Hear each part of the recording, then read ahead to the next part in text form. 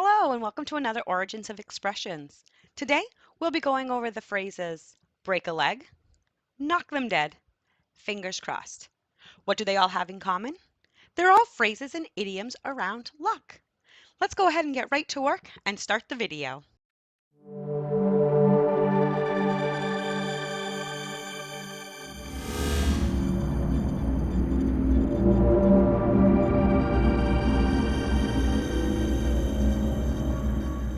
Luck is the belief that positive, negative, or improbable events can occur.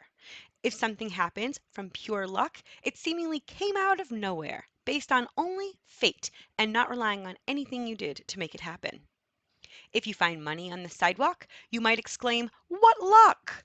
Alternatively, if you lose all night while gambling, you'll probably blame it on bad luck. In both examples, you're referring to a mysteriously unpredictable circumstance that affects your life by chance. Over time, we've come up with phrases and objects to help us sway good luck into our favor. Today, we'll be going over a few of the lucky sayings that we have come up with over time. Let's go ahead and start with our first phrase. Break a leg. Break a leg is an encouragement to actors before they go on stage or in front of an audience as a way of saying good luck. Ooh, break a leg out there. Theater actors are well known for their belief in superstitions. One of them is, do not utter the words good luck to an actor. Instead, by wishing someone bad luck, it is supposed to be the opposite will occur. The term break a leg appears to come from that belief.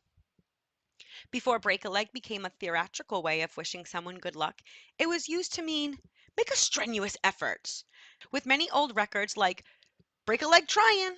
The earliest record of breaking a leg in a theatrical way was in 1948 from a U.S. newspaper, the Charleston Gazette, in the Ask the Gazette column. The question was, what are some well-known superstitions of the theater?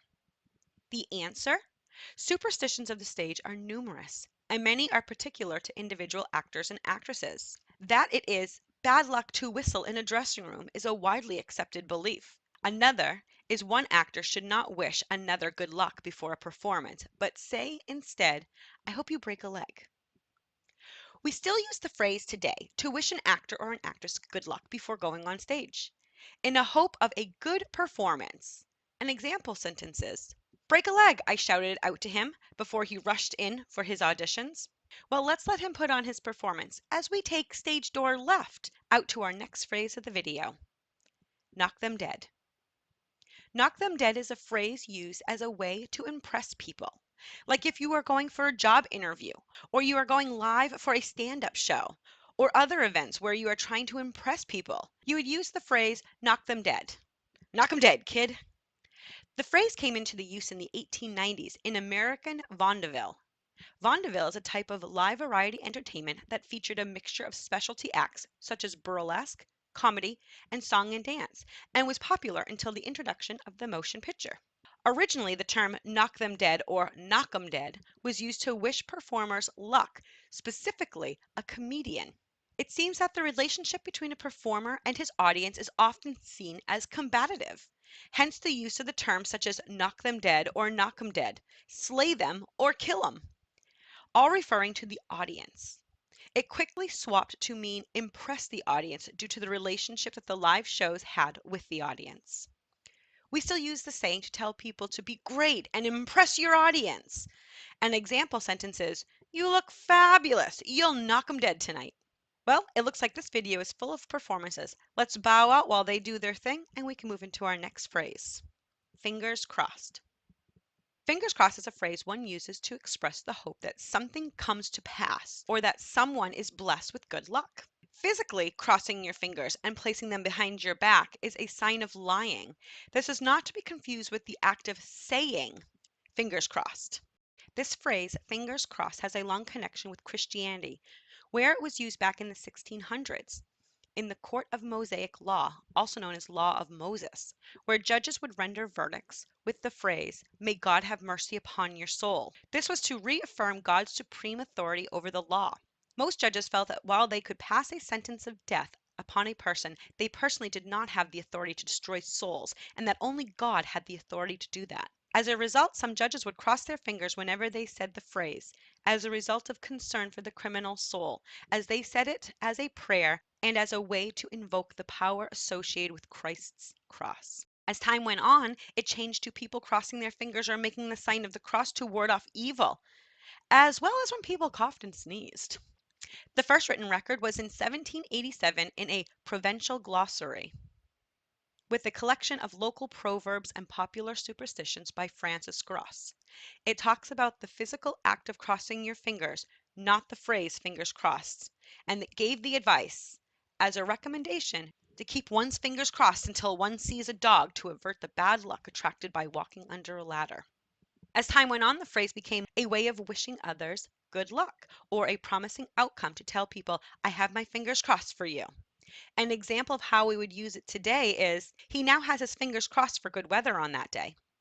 Let's give him as much luck as possible and cross our fingers for him also, and hope the weather works out well for him. Ooh, fun fact. Did you know that many people believe in lucky charms? There are a few that we still can see around when we really start looking. The first one is the lucky horseshoe. The horseshoe is one of the oldest lucky superstitions. Have you seen these hanging over doorways? According to legend, the story goes back to 900 CE era, where the devil commanded the blacksmith Dunstan to shoe his horse. Instead, Dunstan nailed the horseshoes to the devil's foot. He only agreed to remove it to ease the devil's pain when he received a guarantee that the devil would stay away from any house with the horseshoe on the door. Thus, any house with the horseshoe was guaranteed to be lucky. The next lucky symbol would be the number 7. You may have heard of 7 as the luckiest number, but did anybody tell you why? The number 7 is connected with luck, perfection, and knowledge in many cultures. One reason might be that the number 7 has a special mathematical properties. The ancient Greeks called 7 the perfect number. And here's where else we see that perfect mathematical number. There are 7 days in a week. There are 7 colors in a rainbow.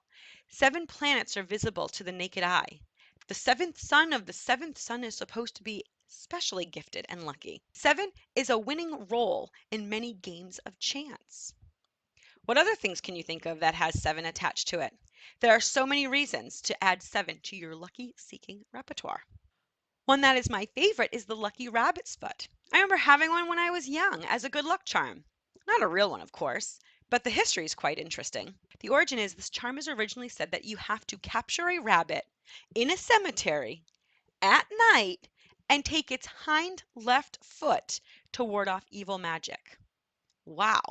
It seems that it is lucky for everyone, but the poor rabbit. At least nowadays you can get a fake bunny foot charm that you can carry around for luck. The last charm is the 4-leaf clover, and it is said to be the luckiest charm of them all. 4-leaf clovers are an ancient Irish symbol of luck. The 4 leaves were rumored to have mystical powers representing positive attributes. Some legends attribute them to faith, hope, love, and luck, while others say it brings fame, wealth, health, and faithful love. A true 4-leaf clover is rare. Are you a magical 4-leaf clover finder? Or have they eluded you? Also, what's your favorite lucky charm? Is it one I mentioned, or do you have another one that brings you luck? Well, that's the information I have for you today. I hope you enjoyed learning about where our idioms and phrases come from. If you did, I would love to have you subscribe to the channel. Subscribing is like a lucky charm. It will bring you great notifications and entertainment when I upload a video to the channel. It is also quick and easy, and I would really appreciate it. Oh yeah, quick question before you go. Do you know any idioms or phrases around luck? Maybe you know other idioms or phrases on an entirely different subject. I would love to see them. Leave them in the comments below. Thank you again for watching and subscribing. I really appreciate your support. Until next time, bye.